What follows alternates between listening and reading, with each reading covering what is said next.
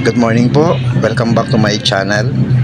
Guys, meron na naman tayong i-repair ngayon na printer, L360 Epson.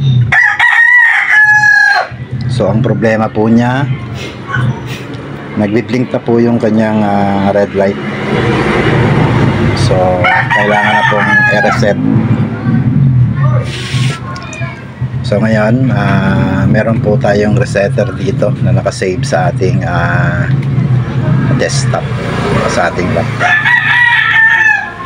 So check muna po natin yung yung ating antivirus. Kasi dapat bago tayo mag-open ng resetter, i-off muna natin yung antivirus natin. Check lang natin kung naka-off siya. So, manage settings. Okay. So, ayan. Naka-off naman po siya. Ito po. So, okay. I-stop muna natin. So, open na po natin yung ating resetter. Ito po. Meron na po akong resetter dito. Kaya, ayan. I-open ko na lang. So ayan po yung mga mga dapat niyang yung pwede niyang i-reset. Itong L130, L220, L310, L360 tsaka L365. So pipiliin natin dito yung L360. Open po natin. So ayan. So click po natin itong adjustment program. So HPOG. Click po natin to. Double click.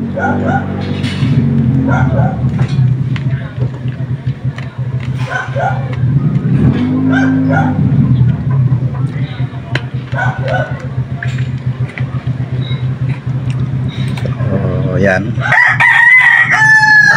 Yan, select po natin kung ano yung i-reset natin. So select po natin dito. Dito tayo sa may arrow. So ito po. So yan po yung yung option niya kung alin yung i-reset mo. So dahil L360 yung ating i-reset, so L360 din yung ating i-click dito. So ayan. So nakaselect na po siya. Then punta tayo sa OK. So ayan. Then ito na. Click po natin yung particular adjustment mode. Ito po siya. Click po natin. Single click lang. So ayan. Then dito sa baba, makikita natin yung maintenance. So may mababasa tayo dito. Pangatlo, yung waste ink pad counter. So yan po yung i-click natin. Single click lang po. Ayan. Then okay. Okay po natin. Ayan. Then ito po, i-check po natin tong box na to na sa main pad counter. So check po natin siya. Then punta tayo sa baba. Click po natin yung check. Ito, check. Single click lang. Then ayan po. So balik po tayo sa main pad counter. So check box po natin. Ayan. Then dito tayo sa initialize. Okay, click po natin yung initialize. Then when the off button is click, yan, counter will be initialized. So off po natin. Yan.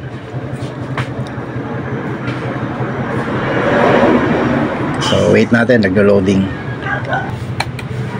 So click off.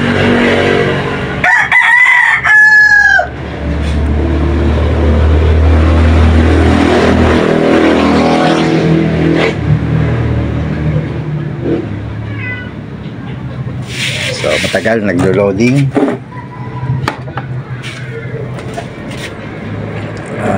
Okay, so check natin itong ating kasi baka nag-lose. Ito yung port, yung USB port. Ayan. Kasi baka hindi nababasa Ayan. So baka hindi po siya nabasa. So ayan, loading siya. So ulitin po natin ha. So initialize po natin. Then click off. So ayan. So may mabasa kayo na please turn off the printer. So to turn off muna natin. Ito. Click po natin tong power button. So ayan. Ngayon balik tayo dito sa ating laptop.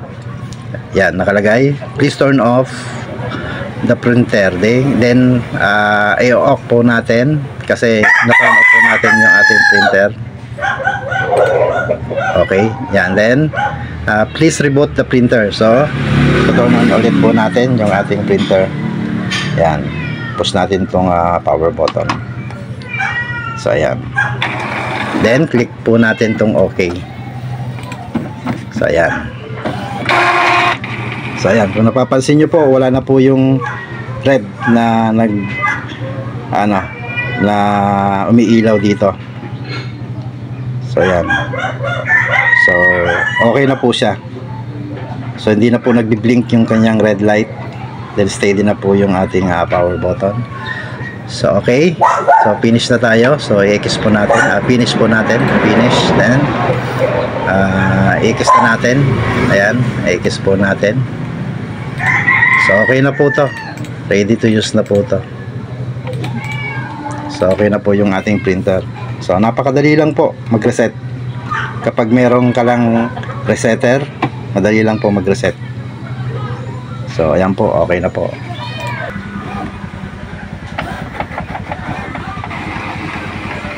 So ayan, eto na po siya.